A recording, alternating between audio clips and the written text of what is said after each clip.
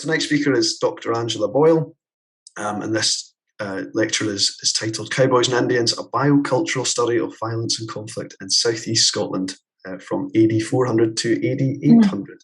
So really looking forward to this tonight. A little bit about Angela. She has worked as a professional archaeologist and osteoarchaeologist across Britain for over 30 years. She has excavated as far as Demouville in France and Landshut in Germany. And significant projects include the excavation of an intact Iron Age chariot at Ferrybridge. I can't tell you how jealous I am of that.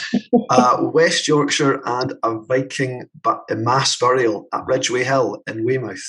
Again, I can't tell you how jealous I am of that too, Angela. You're living my dreams. And it is the work at Ridgeway, the Viking mass burial, which led to her interest in perimortem trauma. And that's the focus of her most recent research. Since 1993, she's had a keen interest in post-medieval burial archaeology, and her publications include several contributions to this field. So you're going to hear a bit more about that. Angela, if you just want to take it away, that'd be great. Okay, thank you, Ken. Thank you very much, everyone, for turning up this evening. Right. My research focuses on the evidence for violence in southeast Scotland during the early medieval period, as the title indicates. Now, the first millennium AD in northern Britain was marked by huge social transformation, not least the end of Roman rule, the conversion to Christianity, the arrival of the Anglo-Saxons, the commencement of Viking attacks, and the emergence of early kingdoms. The title of this talk is a reference to the traditionally held view that the Anglian takeover of parts of post-Roman Britain was similar to Hollywood-style Cowboys and Indians, as you saw in the old westerns. An alternative view is that there was a more harmonious relationship between the native population and what was, in fact, a small governing Anglo-Saxon elite. So the notion of ethnic cleansing, if you like, was in part the result of an uncritical acceptance up until about the end of the 1970s of the accuracy of the historical sources. Now, more recent historical scholarship has focused on a quite radical revision of the traditional frameworks. And it's now argued by many scholars that the writers of the so-called primary sources were actually reconstructing the past in anticipation of outcomes that they desired. What's happening here? I'm not moving. Why am I not moving? Ah, there we go. The geographical focus of my work is southeast Scotland, broadly from the Scottish borders to the northern shore of the Firth of Forth. Now, during the Roman period, this area was distinctive from other parts of Britain, bounded as it was by Hadrian's Wall to the south and the Antonine Wall to the north. This marked out its inhabitants as different from those beyond the walls, essentially creating a tribal zone. Now, the Limitani were the frontier soldiers of the later empire, and it's been argued that the northern frontier never actually collapsed, but rather its soldiers stopped being professional fighters and instead became warriors who were tied to the local elites in the area. Broadly speaking, this is the area occupied by the Votadini during the Roman Iron Age, and subsequently by the people of the Gododin, who are commemorated in a series of famous but controversial poems, which reputedly depict a series of violent confrontations. I'm not going to say any more about that because it's way outside my comfort zone. So what was the nature of the relationship between the Romans and the native Votadini? Was it a friendly and or mutually beneficial one? The elongated volcanic helitrapperian law, which still dominates the coastal plain of East Lothian, provides quite convincing archaeological evidence of the good relationship between Rome and the Votadini. And this is shown in the wealth of Roman artefacts, which include fine pottery, glassware, and a vast range of brooches. That's just a selection of some of the artefacts that have been recovered over the year. There are no Roman military sites anywhere nearby, which further suggests that the area was peaceful. So East Lothian may have...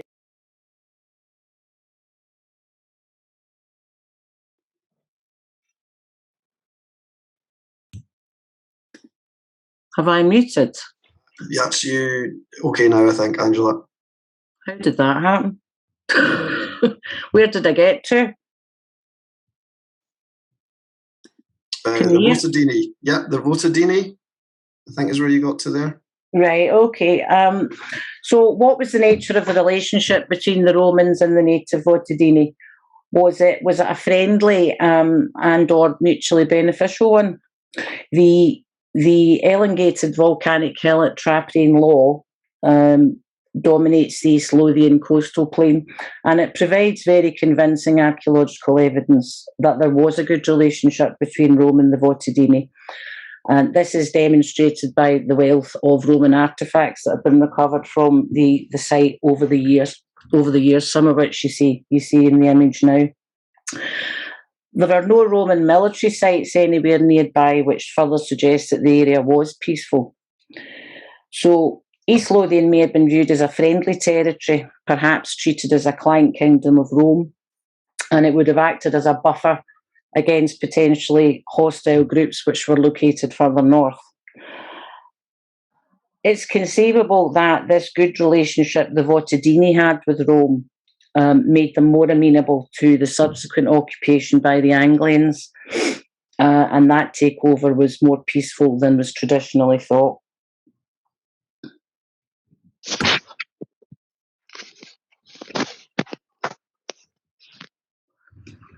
I'm having problems moving my slides on.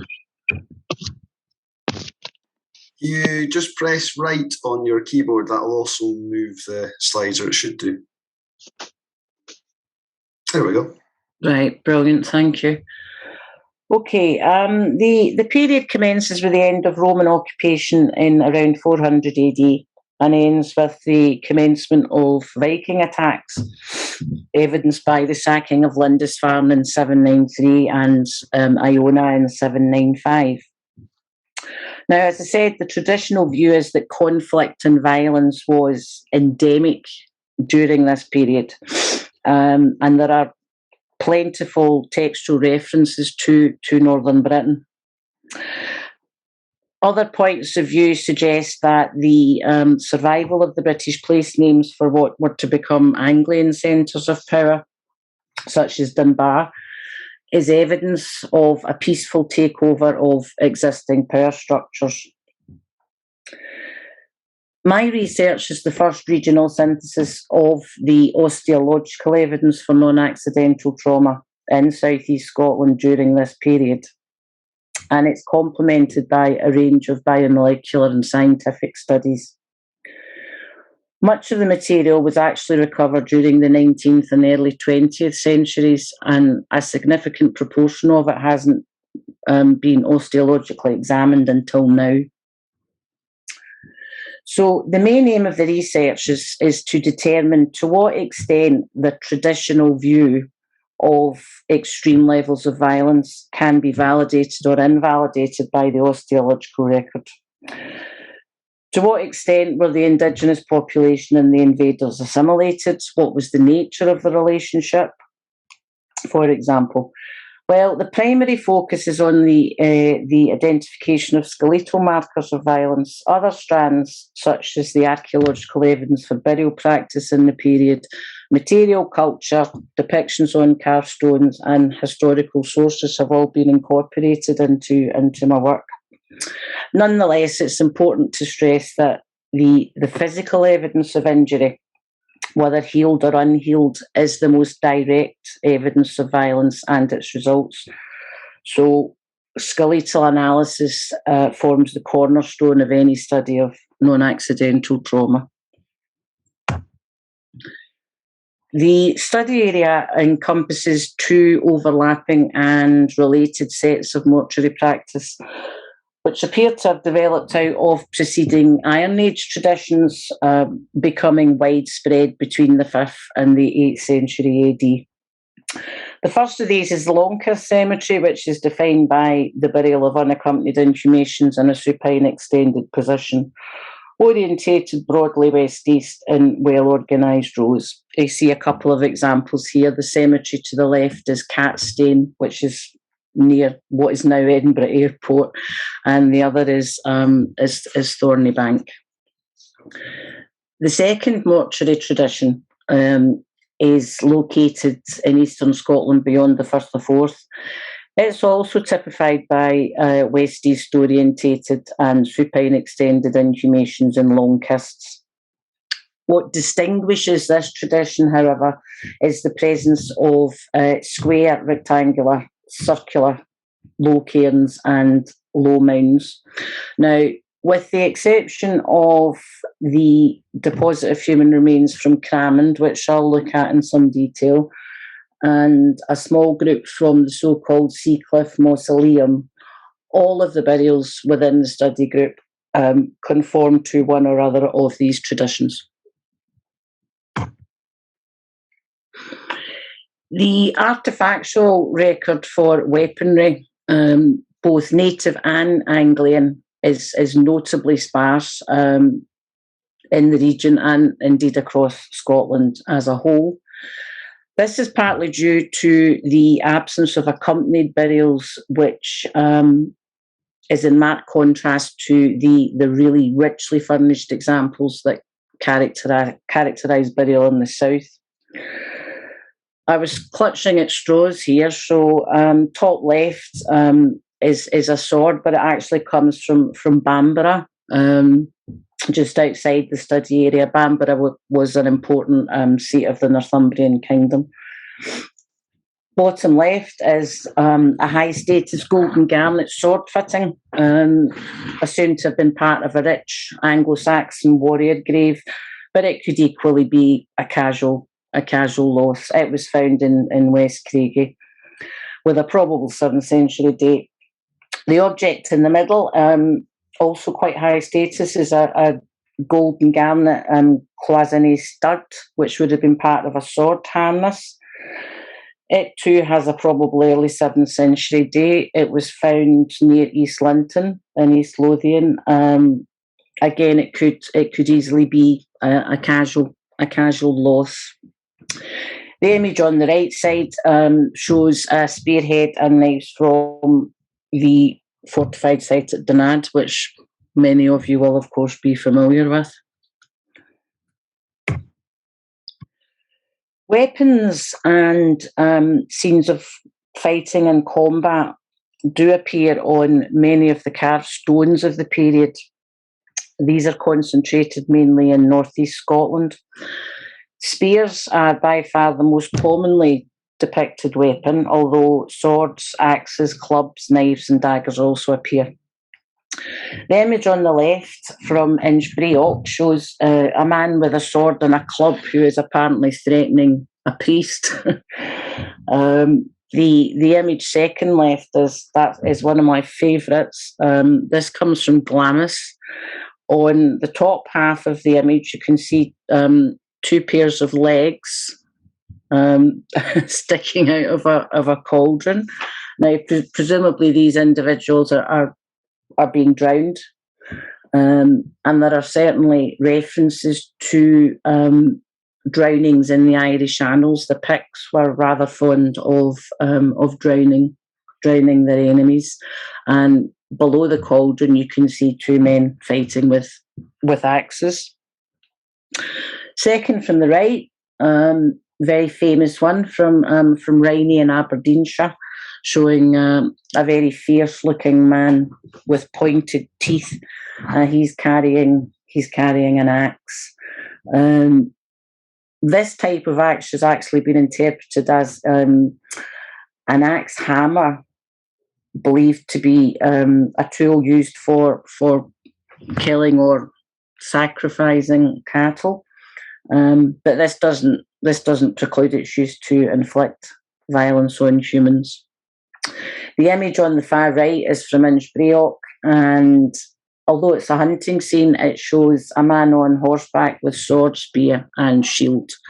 So I think we can quite happily accept that, you know, the absence of the actual artifacts does not indicate that weaponry was widely available.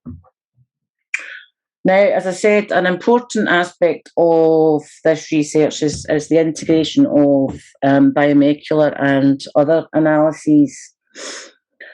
Recent advances in DNA studies have enabled the recovery of total genome data, which provides information about all of someone's thousands of genealogical ancestors. And it's now possible to sample the very small bones of the ear. Previously, you had to drill a hole through the petrous bone, which is part of the skull. It's the second from the left image. Obviously, that causes a little bit of damage to the material. And now, because such a small quantity is required, we can use the tiny little bones of the ear, which is fantastic news. So the 30 plus of the skeletons in the study group have now been sampled. I've had some preliminary data, but the DNA wheels seem to grind very slowly. So publication is still awaited. It's important that the biomolecular results are combined with, but that they don't actually replace osteological analysis and the interrogation of archaeological evidence. DNA can often confirm the osteological sexing of a skeleton, but it can't determine if she or he showed any signs of skeletal injury, or indeed whether or not it was deliberately inflicted. DNA analysis can, of course, shed light on the composition of cemetery populations by exploring ancestry and relatedness between and within groups. So we start thinking about whether or not the cemetery population was, you know, exclusively locals, or perhaps a combination of locals and incomers. There's lots of exciting things still to come, I think, in this area. We also carried out CT scanning on selected skulls. This was very kindly done in Edinburgh at the Royal Infirmary. Now, this process facilitates the creation of plastic 3D models, which are very useful for outreach events, for museum displays, as Sharon was just alluding to, and it also facilitates facial reconstruction. An example of which you see on the left there. About a third of the skeletons have been radiocarbon dated so far. This has happened over the years, mostly under the auspices of the National Museum of Scotland. The fact that unaccompanied burial is the predominant tradition in Scotland means that radiocarbon dates really are a necessity. The study group comprises 306 skeletons from 35 sites across the region, which, as I said, are mainly characterised by long kist burial. The group also incorporates the monastic site on the Isle of May in the Firth of Forth, the Cairn Cemetery at London Links, the Seacliff Mausoleum, and the mass burial at Cramond.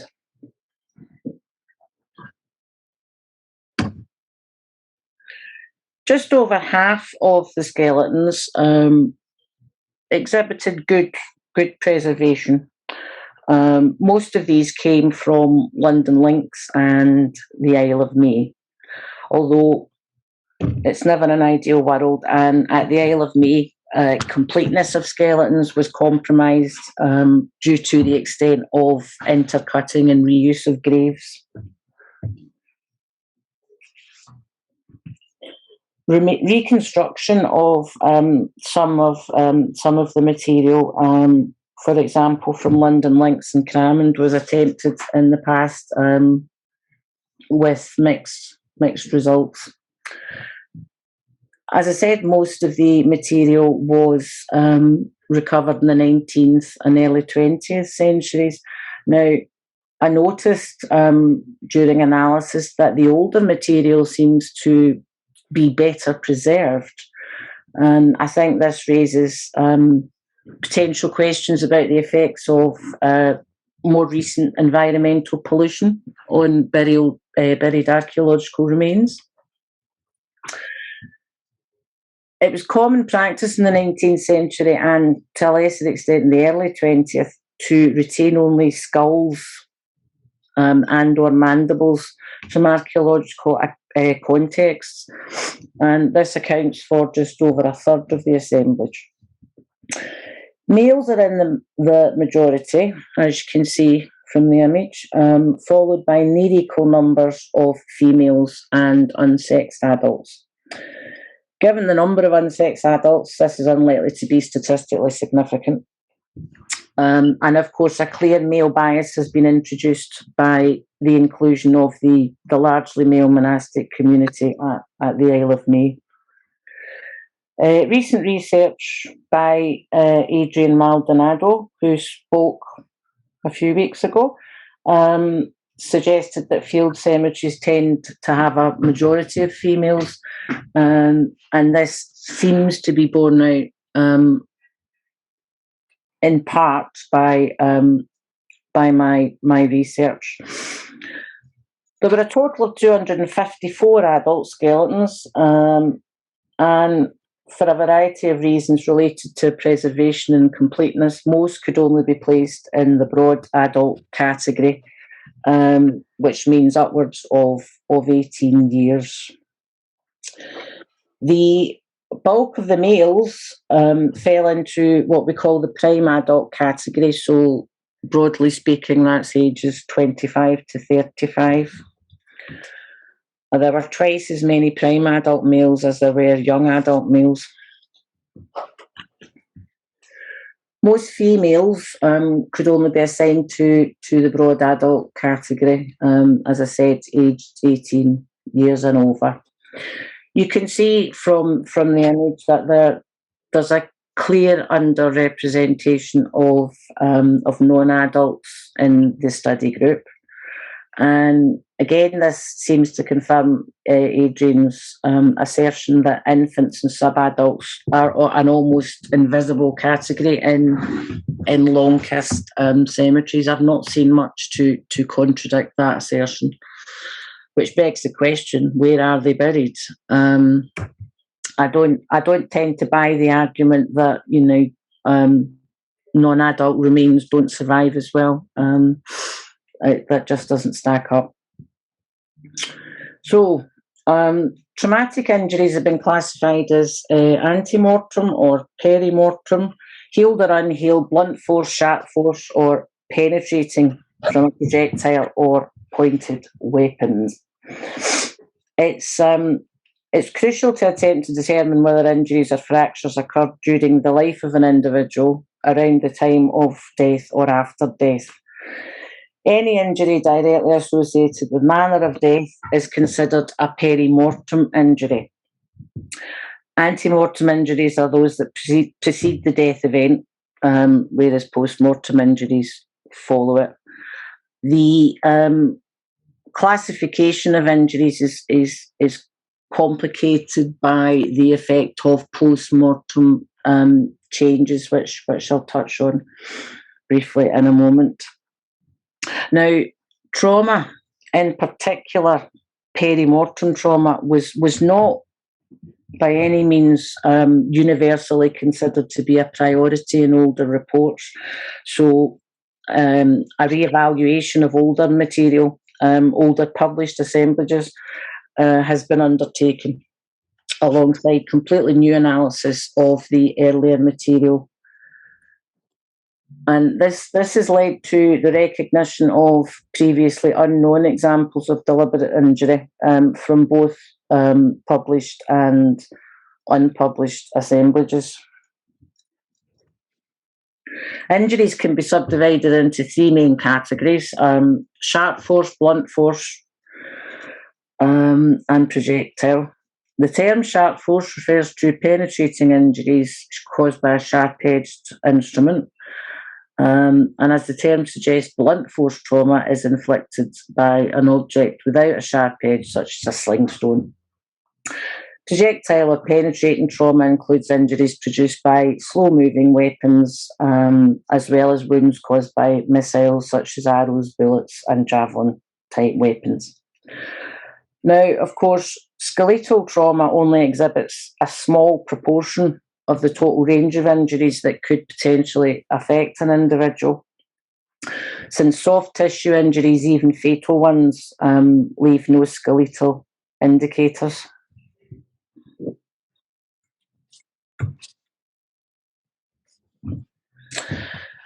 A total of 27 skeletons exhibit definite or possible cranial trauma, and these come from 10 sites across the study area.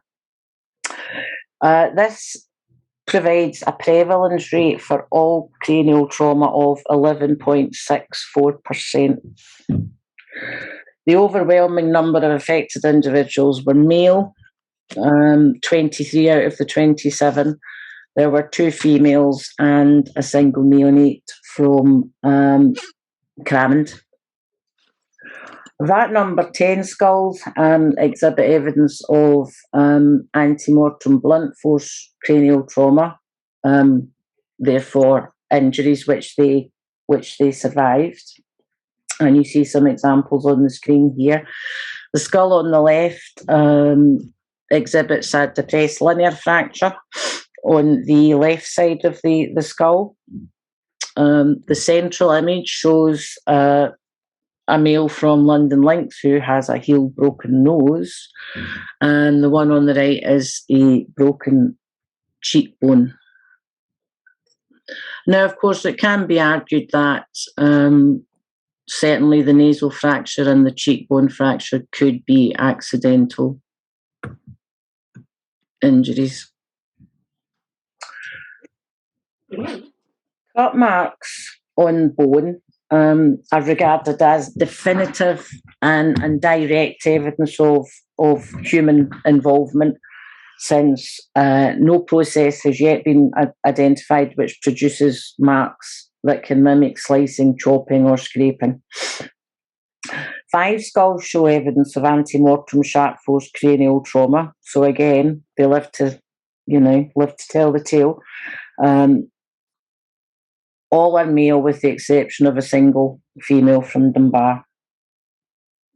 The image on the left is from the Isle of May. That's a healed sharp force injury to the right side of the forehead. Centre, you see an upside down mandible, and the arrow is pointing to an area of the bone that's actually been removed. It's been sliced through, but there is clear evidence of healing. And the image on the right is from Seacliff. Again, this is a sharp force injury, but there is some level of remodelling or healing. This skull from the Seacliff Mausoleum demonstrates some of the difficulties involved in the identification of perimortem trauma, be it blunt force or sharp force. Beveling of the edges of the supposed injury, combined with the presence of a little hinge of depressed bone, is strongly suggestive of blunt force trauma. But the detail here is obscured by post-mortem erosion and breakage. All three examples of perimortem blunt force cranial trauma were located on the right side of the head, as you see indicated on the image.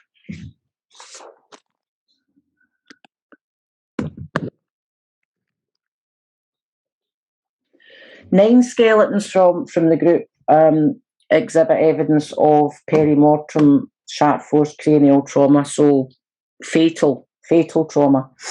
All were adult males and 4 were aged 26 to 35. The most commonly affected element is the right parietal, or the right side of the head, and less commonly the left side of the head. The image on the right is from a long kist at Ringley Hall, and you can see that the weapon used has completely bisected the skull. Preservation was extremely poor here, and the skull was highly fragmented. The image on the middle is from Dunbar, and the injury has completely bisected the skull. It's cut the skull in two. Now, this is an example of somewhat dubious reconstruction I alluded to earlier. The kind of floating fragment that you see there was glued on at some point in the past, but it was glued into the wrong position, which is rather frustrating, because it tends to obscure your examination of the injury. The example on the right is another one from Dunbar. Again, a sharp-edged weapon, and to the right side of the skull. A single example of a penetrating injury was identified at the Monastic Cemetery at Thorney Bank. The image on the right is an artistic reconstruction of the possible means of injury. Someone recently suggested to me that a crossbow might be a more appropriate option. So I wanted to focus on a few examples briefly. I'm very conscious of the time, because I could ramble on all night. As a small assemblage of human remains from London Links on the north shore of the Forth was discovered in the 19th century. We have limited contextual information on these burials, although we're fairly certain that they do come from long kists. One of the skulls exhibits evidence of fatal sharp force trauma. It's an adult male, aged upwards of 18 years. Unfortunately, only the skull remains, as I said to you. They were inclined not to keep the rest of the skeleton in the 19th century. There are cuts through the left and right occipital condyles, which are located at the base of the skull, and they're indicated in green on the image. Slices of bone have been removed from the condyles, and there's no evidence of healing. So this is evidence of deliberate injury, which was inflicted by a sharp-bladed weapon, such as a sword, less likely an axe. Now, the location of the cuts indicates that the blow almost certainly came from behind, and that the neck was hyperextended at the time. It would not be possible to actually injure that part of the skull otherwise.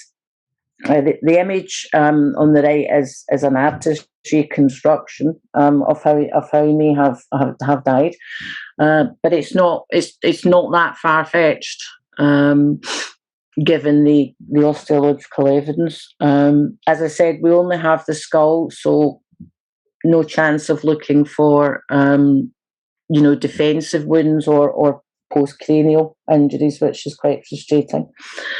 This could be an example of a formal execution. Certainly the use of a sword is quite symbolically charged, and could be suggestive of a high profile perhaps public event intended to demonstrate the power of a higher authority, if you like. I had to get this in because this is such a wonderful image. As I say, it's unfortunate that we don't have definitive contextual information. We're hoping to get a radiocarbon date, certainly. Was he a prisoner? Was it judicial execution of a local inhabitant? Now, decapitations are depicted on carved stones, and we know that they're readily identifiable skeletally, which does beg the question, why are there so few examples in northern Britain and certainly Scotland? Execution cemeteries are well known elsewhere in Britain. The most northerly examples in Yorkshire. I popped this in just because it's a fantastic image. For those who are not aware, this was the mass burial of around 50 young men of Scandinavian origin. It's believed that they almost certainly were captured when shortly after they got off the boat, if you like. They were marched up to the top of Ridgeway Hill and decapitated one by one, and then thrown into the pit with very little care or consideration. Unfortunately, nothing like this has been recovered in Scotland thus far. More excavations in London Links took place in 1965, and a further 20 or so burials were recovered. Now, one of these is of particular interest to me, given my research. I think we'll just pass that by because, oh goodness, what's happened there?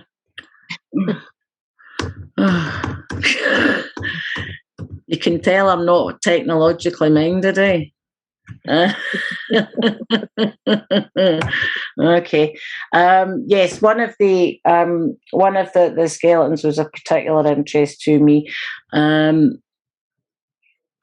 It was identified. The injuries were identified actually by a fellow researcher who was looking at dentition, and when she got this skull out, she immediately twigged what she was looking at. Essentially, this young man exhibits evidence of a minimum of 4 or 5 blows to the top and back of the head, again with a sharp-edged weapon, probably a sword. Now, this is something that you could certainly describe as overkill, because any one of these injuries would have been rapidly fatal.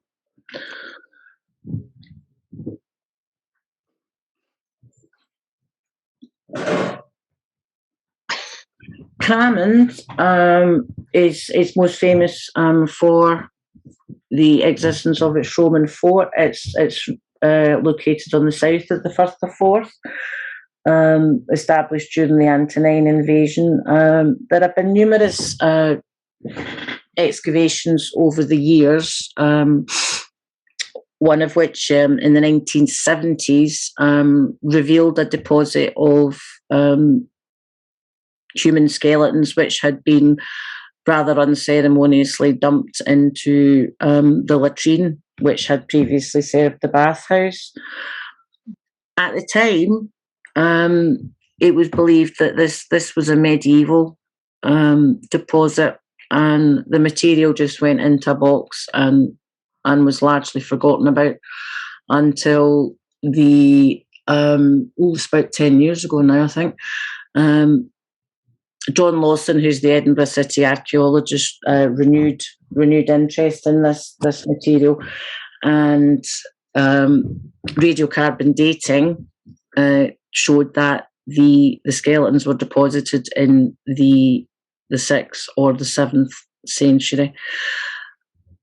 Fortunately, I was then asked to examine the material and found a notable concentration of both antemortem and perimortem trauma.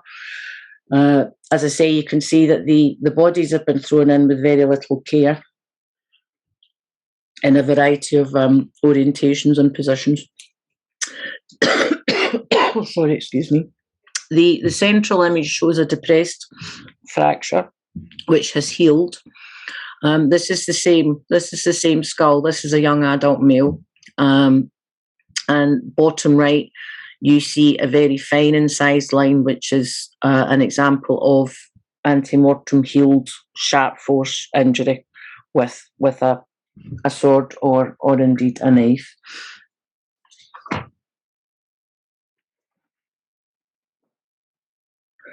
This burial was a young adult female, aged around 18 to 25.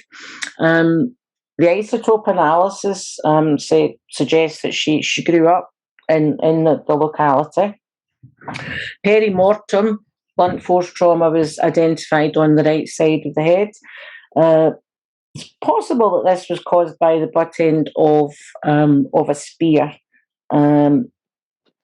This blow would have been quietly fatal. It penetrated all the way through the skull to the brain.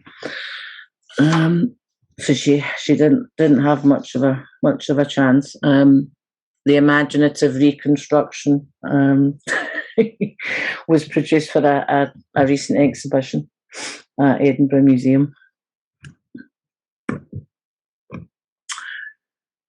A rather unusual isolated fragment of right parietal, of the right side of the head, was also contained within this deposit. Its presence there is a little difficult to explain. It doesn't go with any of the other skulls, but there is clear evidence that this skull, to which the bone belonged, was completely bisected, completely cut in half. Almost certainly by a sword. There were also disarticulated fragments of some infants in the deposit, and one of these are the images in the centre, exhibited blunt force trauma, very similar to that of the woman you saw previously. Would have been rapidly fatal. Again, also in the same location on the right side of the head. This detached fragment, unfortunately, had been glued back in at some point in the past, so that made it rather difficult to examine the injury very closely. The Monastic Cemetery at the Isle of May was excavated in the 1990s, and evidence was uncovered of an early Christian cemetery with its origins in the 5th or 6th century AD. Now, two skeletons are of particular interest. Skeleton 859 was an older adult male. He exhibits evidence of an ante-mortem sharp force injury, shown on the right. Very similar to the one that you saw previously from Ringley Hall, but very different in the fact that this injury is healed, although the two parts of the skull have not knitted back together. They haven't fused back together. There is very clear evidence of healing, and there's substantial healing. So this individual survived this injury for quite a lengthy period of time. The length of the injury suggests a long blade was used, and the man was attacked from behind. Significantly, although not strictly relevant, the image bottom left shows evidence of a possible metastatic carcinoma of the prostate, which, as far as we know, is likely to be the earliest recorded example in the UK. Isotope analysis suggests that this man came from the northern or western Isles. A second example from the Isle of May, skull 959, with a minimum of 2 sharp force injuries. Now, again, the the skull has been completely bisected. It's been completely cut in half. The image on the right is me trying to demonstrate how this may have happened. It seems probable that the individual was on his knees when the injury was inflicted.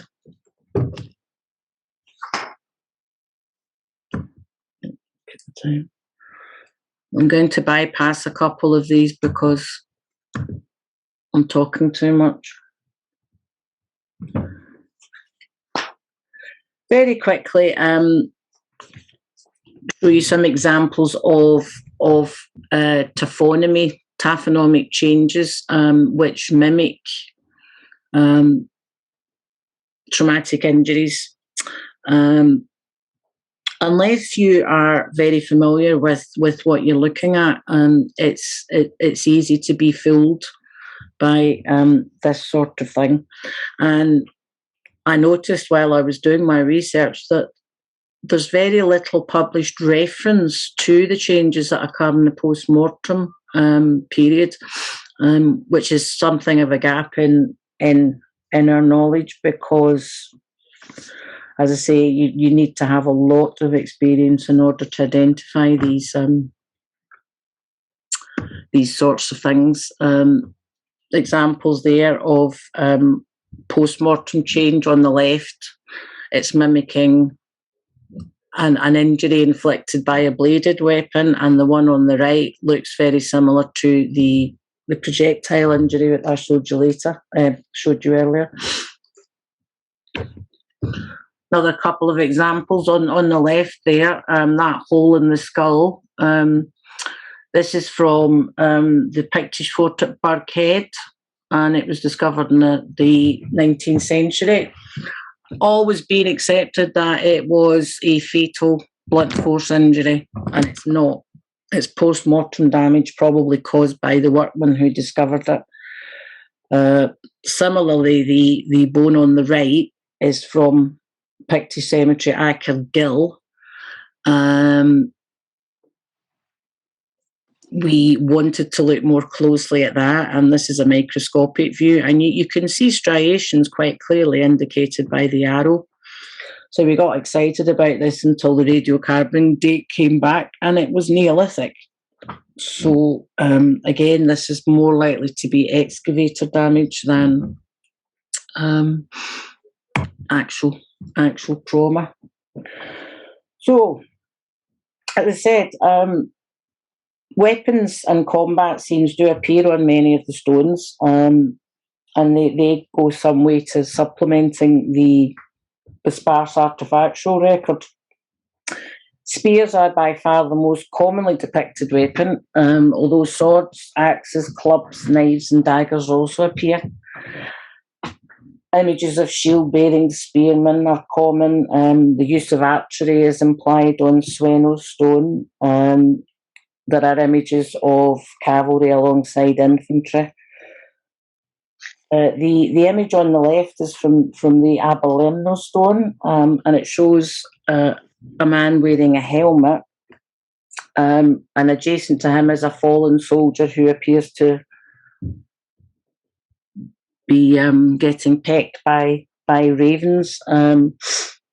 This suggests that little care was taken of the dead in the battle. Unsurprisingly, no battle sites or indeed war graves of the period have been identified thus far in Scotland, and there are multiple reasons for this. It's a very complex process, which I don't really have time to go into at the moment. I mean, clearly we know that fighting was taking place, but as to where the bodies ended up, there's still a lot of work to be done on that. It may be that they were left where they lay. We just don't know.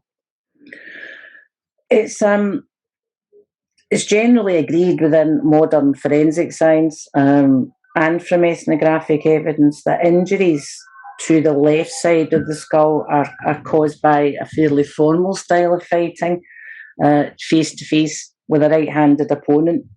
Now, This analysis has demonstrated that here the majority of injuries are actually located on the opposite side, which is strongly suggestive of a surprise attack by a right-handed assailant from the back. The absence of any defensive wounds tends to back up that theory. Many weapons can produce more than one type of injury, and it is therefore rarely possible to identify with certainty the weapon that caused a particular injury. Leslie Alcock years ago suggested that some spearheads with longer blades could have inflicted injuries comparable to swords. Now, this would be an interesting avenue to explore, particularly given the predominance of spears over swords on carved stones.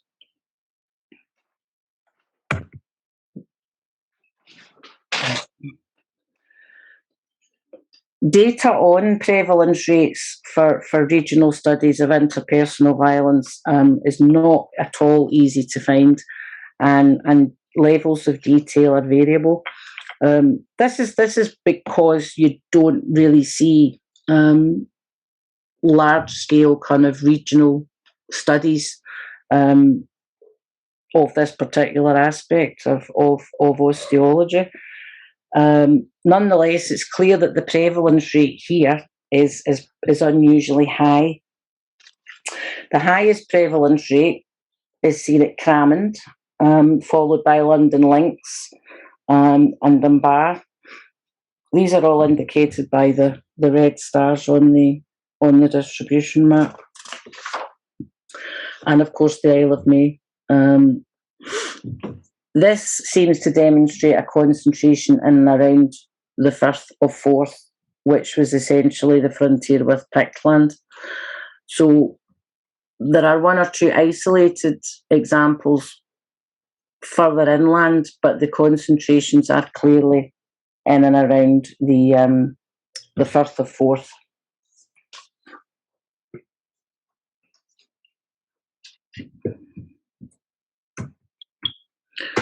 So it looks like the perceived absence of skeletal evidence for violence in Scotland before the 9th century now appears due, in fact, to the lack of population-based osteological studies such as this one, where I have attempted to elucidate a clearer understanding of the actual scale and prevalence of non-accidental trauma demonstrated by the injuries themselves. The evidence of violence is concentrated in around the Forth. Prevalence rate is high. Most victims were men. It would seem that the Anglian takeover was not excessively violent. We're certainly not seeing skeletal evidence of that.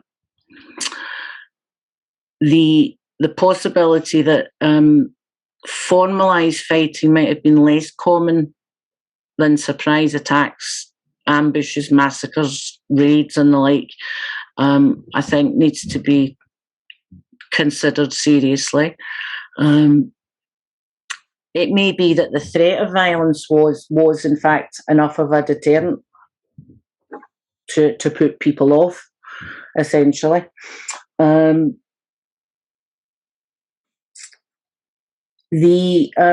Perhaps one of the most important things to come out of the research, in addition obviously to the information relating to violence, is that there is a huge amount of material in museum collections at Granton, the McManus and elsewhere, which in many cases hasn't been analysed at all because it was found in the 19th century, and in other cases was analysed many years ago.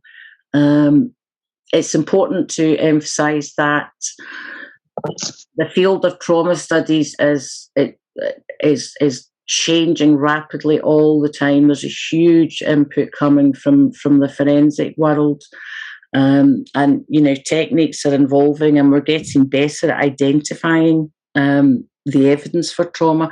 So there's definitely a case to be made for going back to look at the older material. And I think it's also of great importance to attempt where possible to adopt a multidisciplinary approach, including DNA, isotopes, radiocarbon dating, etc., where at all possible. This is becoming more attainable nowadays because of the improvement in techniques and the existence of all these big funded research projects. So a lot of our work is feeding into those. So in conclusion, I would say that what the research demonstrates is the power of what we call a biocultural approach, and the particular importance of skeletal studies of trauma in a period when the historical sources are biased in favour of the motivations of their authors. The integration of biomolecular data can only complement the osteological analysis, and it's starting to provide important data on origins, mobility, genetic relationships, which, when combined, contribute greatly to our understanding of the period. Finally, I have many people who have assisted me along the way, most of whom I would like to think are listed here. So thank you for listening. Thank you so much there, Angela, for a bewildering, beguiling talk. And at times kind of watching through my... I could have gone on for 2 hours. well, I'm sure some of us would have really liked that, but I mean, I'm not sure how many more bisected skulls I could take, quite frankly. Well, that image of the bisected skull is amazing, and you think about the films about Romans or the medieval times or Braveheart, and you see these things happen, yes. And I often question, that wouldn't have happened. It would have glanced off his head and struck him, but that was a bisected skull, which is really it's gruesome, but it's fascinating at the same time. Yes. We do have a few questions, Angela, if you're able to stick around. No problem. I think Guto Rees has got quite a few. He's taken you to task here, actually. Who? Guto Rees. I think he may be associated with Edinburgh University. Is that right, Guto? No, I was in Glasgow a few years back. Not Edinburgh. We haven't met. I don't think so. Not yet. No. Oh, well, Glasgow's the best university, of course. So thank you very much. To both. I've been to Glasgow and Edinburgh. Oh, that's just showing off. But I won't mess with you because you know how to, you know everything about blunt force. So, Angela, Guto asks, can we be? He's got quite a few questions here, but I'm sure people won't mind if I go through them. Can we be sure that the Trapraean law hoard isn't plunder or a mixture of plunder, gifting, and exchange? Now, I knew that somebody would immediately hit on this because I am not a Romanist. It could, of course, be plunder. Yes, it could. I don't feel qualified to say much more on that. I've based that on discussions with people who know more than I do. But I think when you combine the suggestion that it is exchange with the fact that there are no significant Roman military installations in the area, then it's definitely worth consideration. I presume you spoke to Fraser Hunter about that, perhaps, yes. Angela? Okay. Yes. As I say, it's by no means my field of of expertise. It's one theory alongside others. I'm not saying that's definitively what's happening. I was trying to create a kind of a backdrop to going into my period, because there does seem to be an absence of skeletal evidence for trauma within the study area. It does all seem to be concentrated around the Firth of Forth. And I was thinking about the relationship that preceded, if you like. But I'm certainly open to suggestions. There we go. Good. So you might need to speak to Fraser and take up your argument with him there. Thank you very much. Thanks for that answer. Guto's got a list of questions here, but we'll go through them and then look at some other questions as well. Guto, I suppose, challenges: how does having been under Rome help the Northumbrian, not Anglo-Saxon, expansion? The conquest of Lothian is probably recorded in AU under 638. Is that the Ulster Annals, I presume? It is Annals of Ulster, yes. Yeah. Sorry, I didn't quite catch that. I missed a bit at the beginning. Sorry, how does having been under Rome help the Northumbrian expansion? Well, again, what I'm trying to do is come up with a kind of context for the nature of activity, native activity in the area. And thinking along the lines that if you believe that the native Votadini were quite amenable to a good and beneficial relationship with the occupiers, that they were perhaps more amenable to a similar situation. I think the point here would be that if the takeover of Lothian is under Oswald in 638, then that's about 220 years after direct Roman control. Yes, by that time, Rome is a distant memory. I'm not disputing that. And there have been very, very different and distinct political, very distinct political situation. What you've had here is a total reorganization of society. Mm-hmm. Rome is forgotten.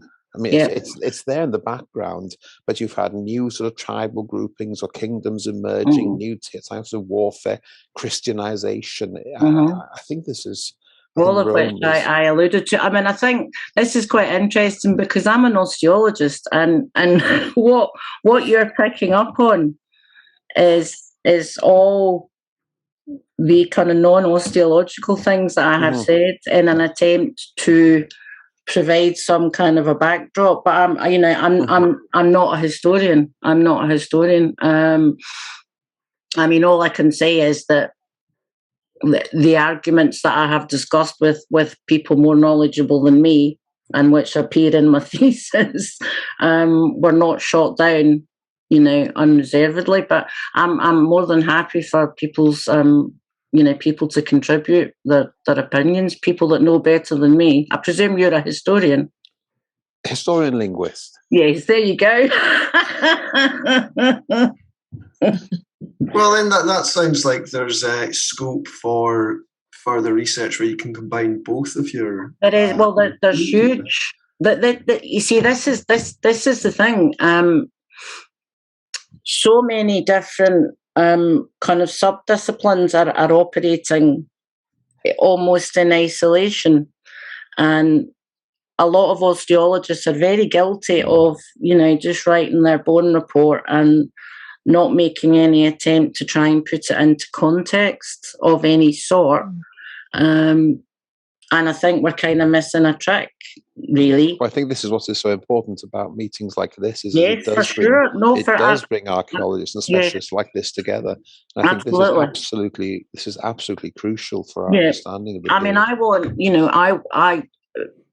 I would love to have a dialogue with people like yourself. I think your field is the most exciting field for our understanding of this period. mean, what we're starting to get from DNA, what we're starting to get from in the teeth. What do you get in the teeth, dentine? Isotopes. Isotopes. Thank you very much. and from ribs, apparently, because they give you the last 5 years or so, don't they? That's correct. Well, you've got you have strontium and oxygen, which they're used to elucidate, where a person was born, as you say correctly, brought up in the where they spent their later lives. The carbon and the nitrogen are linked to diet. So strontium and oxygen has the potential to give us quite significant information on mobility. For example, the two individuals from the Isle of May that I mentioned do not come from the Isle of May or from anywhere near the Isle of May, nor do they come from the same place. They come from geographically distinct places. Some of the individuals from Cramond come from quite further afield. London Links, I can't really talk about because it's all shrouded in secrecy. But there's an awful lot of interesting stuff coming out of that as well. The difficulty with both the DNA and the isotopes is that they're essentially doing our samples for nothing. So they're feeding into these large research projects, and you don't know when you're going to see any good results back. It seems to take a very long time because obviously they're producing great big massive scientific papers, which seem to take an awful long time to come to fruition. But yeah, the potential is massive. But as I said, everybody's very excited now about DNA, and rightly so. However, it's not a substitute for the basic macroscopic osteological analysis. The two should be working in tandem, and one feeding into the other. And the same applies to the isotopes, I think. I'm just going to thank you very much for that. It is really, really interesting and exciting. I was going to say, just more as a literary historian, we do have those poems we today call Gododdin. Oh, I know. I mentioned them. And the interesting thing here, it's a hot topic. There's a lot of debate on the authenticity and whether there's an authentic core. I suppose I fall into the camp where I suspect that there is an authentic, possibly 6th. Well, that's good. That's good to hear. I mean, this is it's a subject which you can only approach with trepidation because of the issues. But if you look at the sort of portrait of society, you have war banding, and a lot of the soldiers mentioned, or the war band members mentioned, come from different places. So this notion about war bands drawing in whoever they can, really, from different ethnic groups. And it may be that the Gododdin itself had at one point been, or at least the war leader was a Saxon called Wulfstan. I have done quite a bit of reading on. I've ploughed through lots of John Koch. That's the one. Yeah. Yes. And I got very bogged down, and I thought, you know what, this is beyond. Yeah. Anything that you're trying to do. I think this is a sort of complementary discipline, or a text which could complement, or rather throw into question any sort of conclusions we can come to on As you say, the mobility of people is being displayed now. I've seen several. But that's an interesting point, though, isn't it? That the isotopes are definitely. And almost counterintuitive ones. I've seen one with graveyards in Anglo-Saxon Northumbria with people from the west, from Wales. And we don't know what they're doing there. Whether whether they were slaves or we don't know. It's really making us rethink the period. I think so. Yes. Well, thanks to you for work like this.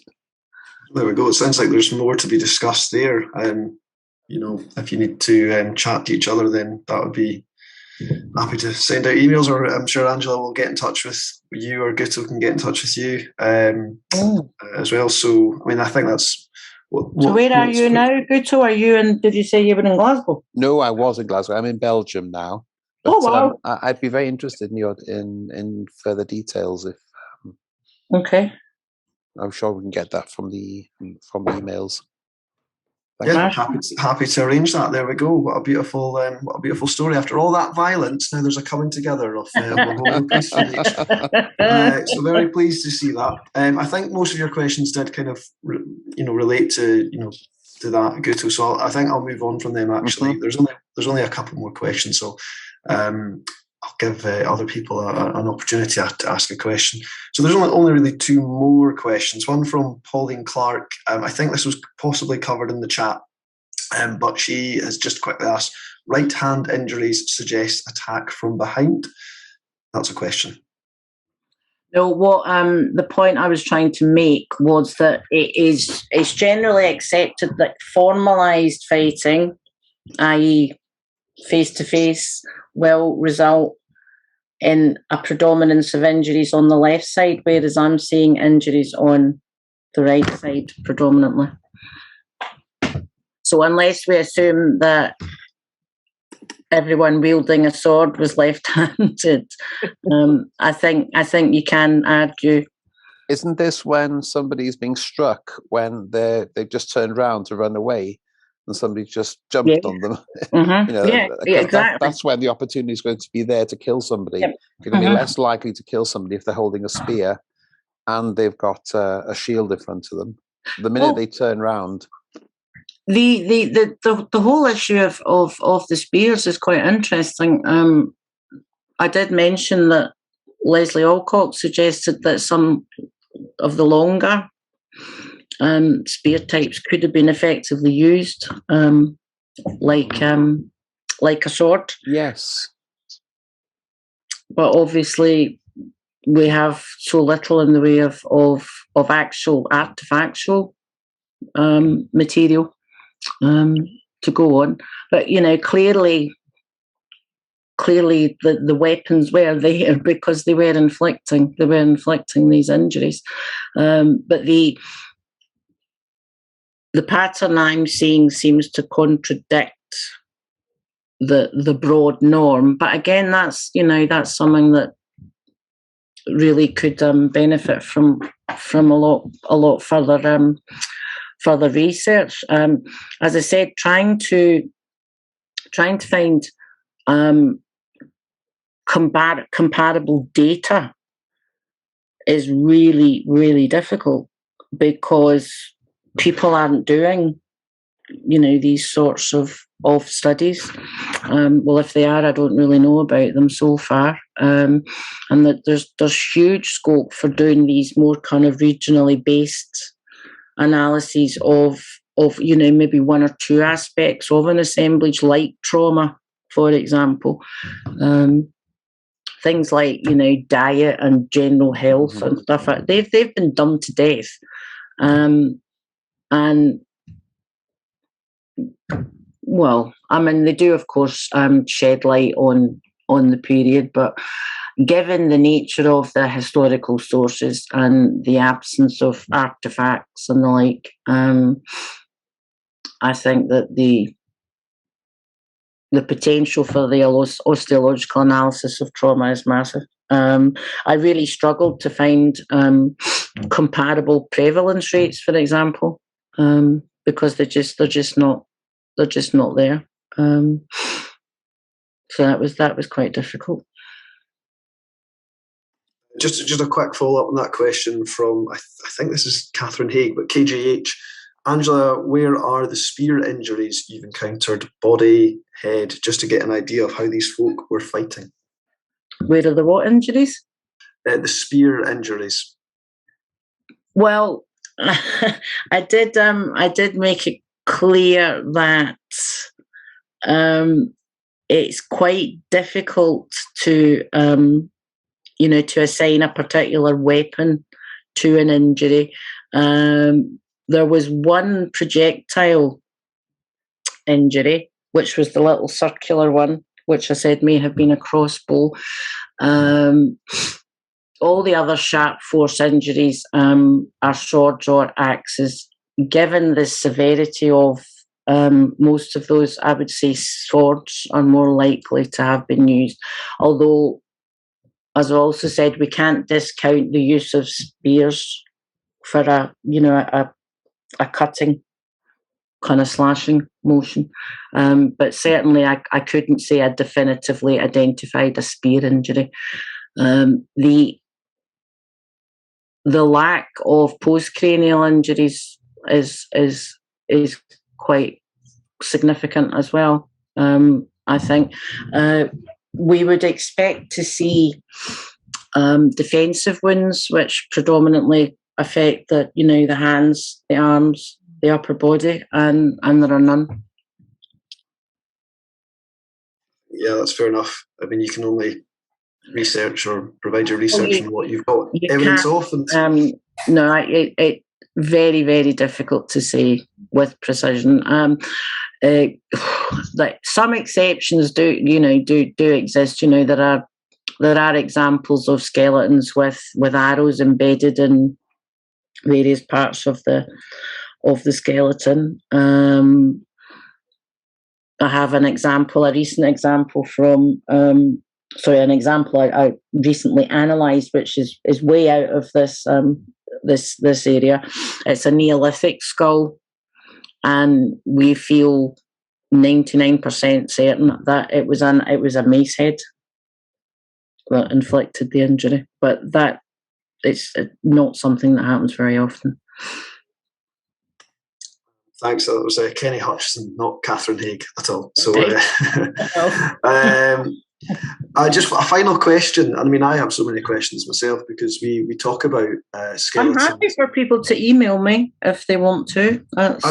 Feel free to put your email address or your website. I can put your website into the chat if people are more interested in your work, by the way. But we just have a final question from Parenza Murray, which is just just looking for a bit of clarification. Is the Yorkshire one the Roman site at 3 and 6 Driffield Terrace? Is she referring to the execution cemetery? I think so, yes. It's Walkington Wold I mentioned. The publication is by, one of the publications is by Joe Buckbury, and it's called Off With Their Heads. Brilliant. I believe there are decapitations from Driffield as well, but I'm afraid that the details are a little sketchy for me, anyway. If she's interested in that sort of thing, then Andrew Reynolds' book is a good place to start. What's it called now? Anglo-Saxon Deviant Burial, I think, by Andrew Reynolds. Came out about 10 years ago. And that has from memory, that has a gazetteer of pretty much everything that was known up to that date. We've got time for one more question, I think, as well, actually, because this is a good wee question from Mike Arrowsmith. It's just come in. There's overkilling at Rosemarkie. I guess this is the Rosemarkie man. Reconstructed. Is the London Lynx? There we go. You're handing everything. Is the London Lynx skull showing something similar? Yes, I think so. There are a number of problems. There are always problems. At some point, the postcranial skeleton was lost, so we now only have the skull.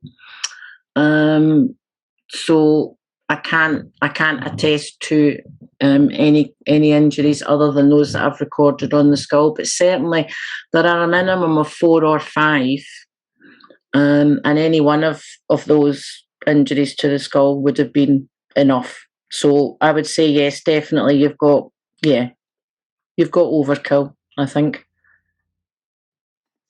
Plenty of that tonight. I think that's really all the questions we've got time for. And just before we say a big thank you to Angela for a really brilliant, enlightening and just gruesome, quite frankly, talk. I just want to remind everyone that we've got 2 more talks this month, actually, a bumper series of talks in June.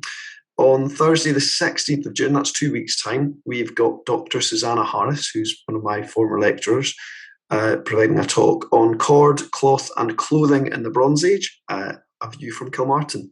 So this is going to look at the earliest evidence of cord and fabrics from Kilmartin Glen and across Scotland, considering how these fibrous materials kind of shape people's experience of life and death in the Bronze Age. So perhaps some similar things going on there.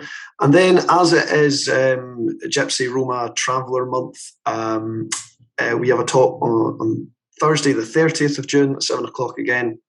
And that's with Davy Donaldson, who's a Scottish traveller advocate and social justice campaigner, on Scottish traveller history and heritage. So that should be really 2 very different, interesting talks, which I'm looking forward to.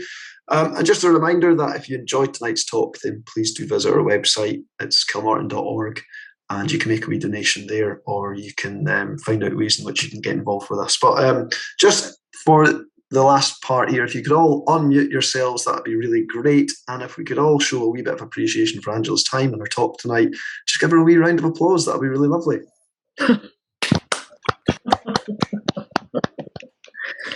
There we go. It's like being back in a real auditorium. Thank you.